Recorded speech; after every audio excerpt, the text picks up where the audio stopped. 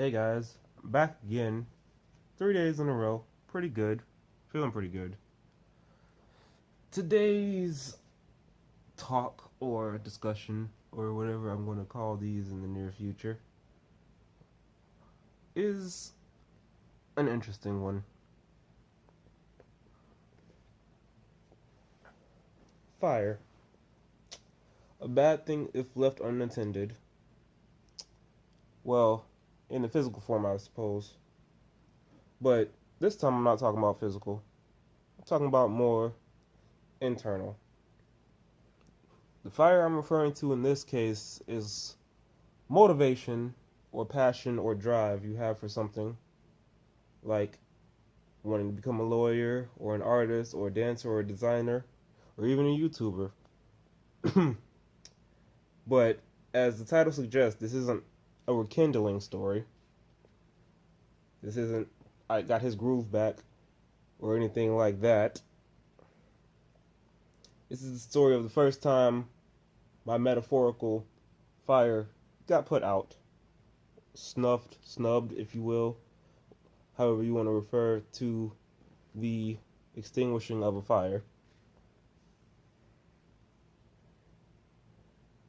And that day in itself was December 6th, 2008. On that day, I lost my grandma. The reason that put out my fire is because my grandmother was the one who raised me, really, for the first 10 years of my life. You may ask, hey, where's your mom? Your mom had you. Wouldn't she be raising you? Yeah and no. Yes, she was there. But given the age and everything, she needed to go get a job and provide. So, of course, while she was out there working nonstop to provide, my grandma was at home with me, making sure that I knew my way around the world, or at least the basics of it, the reading, the writing, etc., and all of that comes with, being born and having to learn and be put in the education system. Because if there's one thing my grandma didn't want, is she didn't want me to fall into the stereotype of a young African American uneducated male from Miami of all places, because that already has a bad rep in itself. So they were out providing for us as a family, and she was home and at school providing for me as a person so that I can grow up to be somebody. Now, I won't say having your grandma as your teacher was the most fun experience ever. Can't say it was fun or easy. Getting scolded for my first B on my report card wasn't fun. Only having 30 minutes to an hour of game time every few days was not fun or easy when you're a active 8 to 5 to 8 year old kid. So she had her alternatives, which I at least appreciate that I had alternatives. But funny thing is, those alternatives were things like reading books, doing math for fun, and, just reading the newspaper and then writing current events. All the hip new trends a 5 to 8 year old kid wants to do when they're growing up. But, oh, and we can't forget Jeopardy and Wheel of Fortune. That was the it TV for me as a child.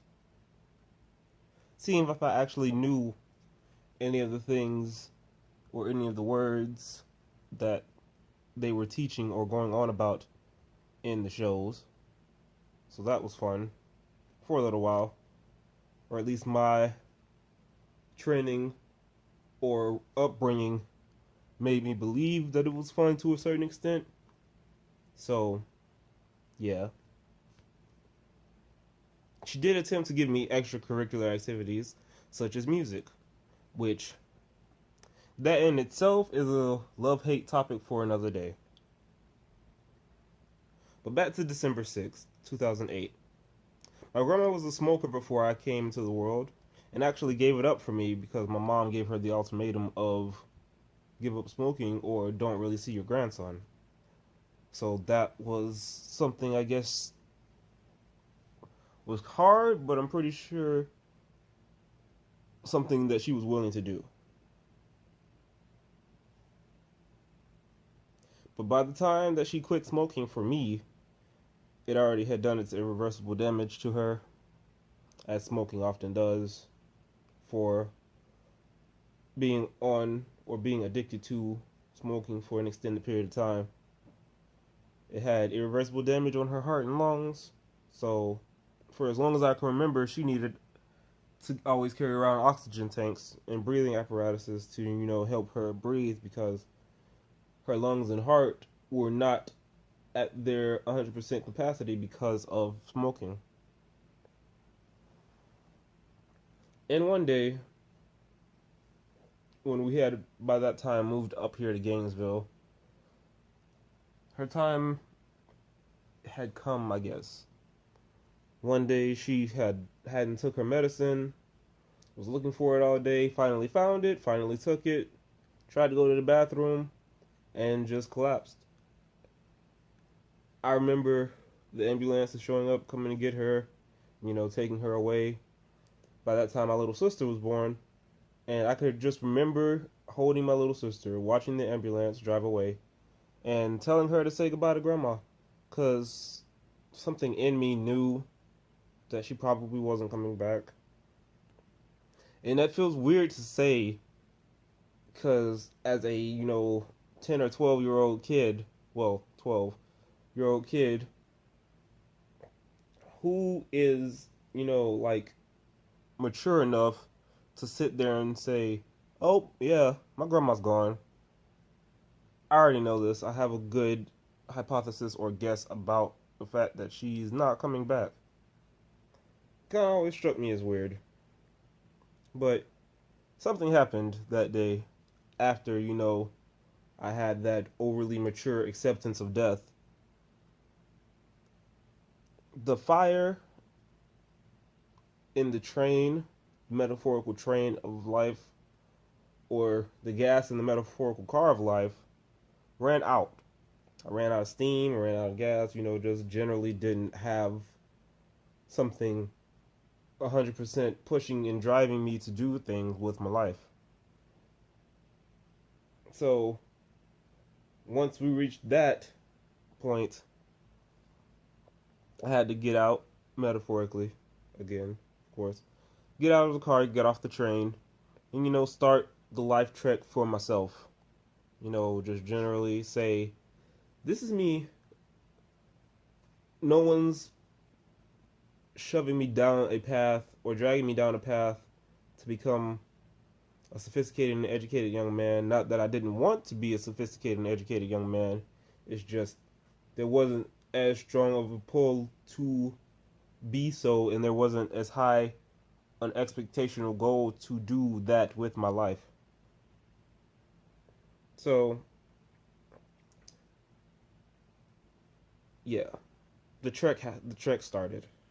It's not exactly bad to start the trek of life, but for someone who never really had control over their life for a good portion of their life, it was kind of weird, touching the ground with my feet and stuff. It was a abrupt stop that caused me to see that the world had many more options for me rather than get educated, be smart, be not a stereotype, and go do something like become a lawyer, which was my dream for a while. But at the same time, a dream that you have at 10 or 12 years old rarely stays with you for the rest of your life. And here I am working at a newspaper place, which is kind of funny going back to the current events thing, but I'm in the warehouse part, so that is that. But the trek continues. I continue making my own decisions, made my mistakes, made my things I'm proud of. Mistakes in themselves and things I'm proud of in themselves will also be, their own videos because I'm already at like 11 minutes as we go along. But the most I can say happened to me that day was I started living for me. My eyes were opened to the fact that there wasn't just one straightaway path for me. And for the majority of my life, or the second half of it so far, it was a little bit overwhelming to have your eyes opened after being in a room for the rest of your life, or for most of your life. Being in a room with a predestined goal for yourself, then stepping outside and seeing the sun and seeing all the trails and pathways of life kind of was overwhelming for a time. Put me in a little bit of a funk, but I'm still enjoying life to this day. Funk be here or funk be gone, it's still my life with my decisions making and shaping my experiences.